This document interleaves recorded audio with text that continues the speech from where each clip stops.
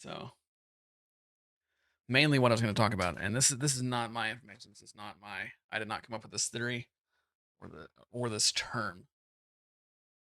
But what I did want to talk about is the main thing that is going on right now is some identity issues. I think with military, and a lot of it stems down to um, identity. So a lot of times you have kids that go into the military at 18, and for me, I didn't know what I wanted to do at 18. I didn't really have an identity. I was a lost kid that was made fun of in high school a lot. But for military, you were given that the identity really, really quick. So like you get in there, you get to boot camp, they give you the identity.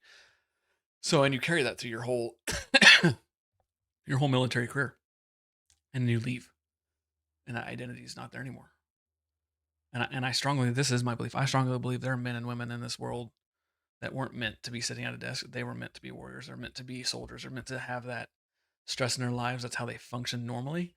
So kind of where it ties into like, does the military really have a PTSD problem, or does it have an LTSD problem? And LTSD isn't my term. That's a Tyler Gray term. If you guys don't know who Tyler Gray is, he was a Ranger that ended up going to Delta Force, I believe, and some stuff. And now he's an actor and he plays in a lot of like Navy SEAL stuff. He's actually in the show SEAL Team. Um, he plays one of the characters on there. But I was listening to a podcast called The Bridge, and if you guys haven't listened to The Bridge, I highly recommend it, especially if you're a service member.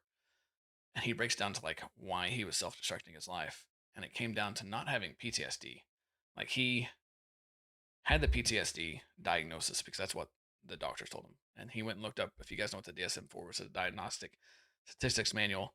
I think we're on number 5 now, but that's what the American medical system uses for diagnosis on everything. So like when they went to the 4TR, which is the twice revised, they actually got rid of like ADD, and it's just ADHD now for everything.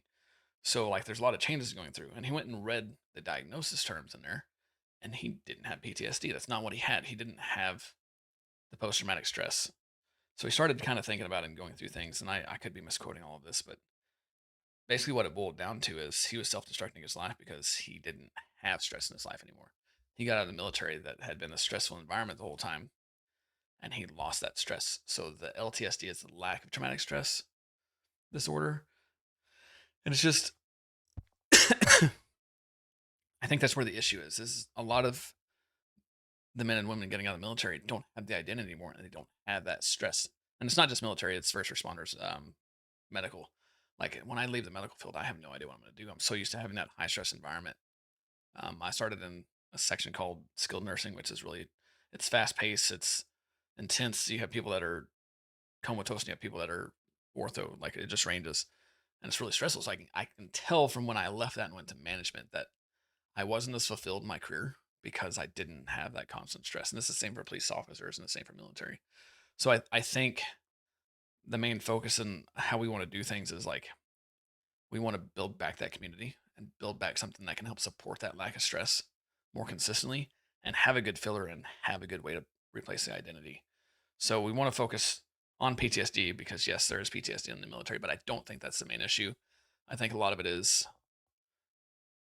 the lack of stress that we see. So we do want to focus on the PTSD, but we also want to bring back some good community and build just a good base of support for everything that these guys are going through when they get out.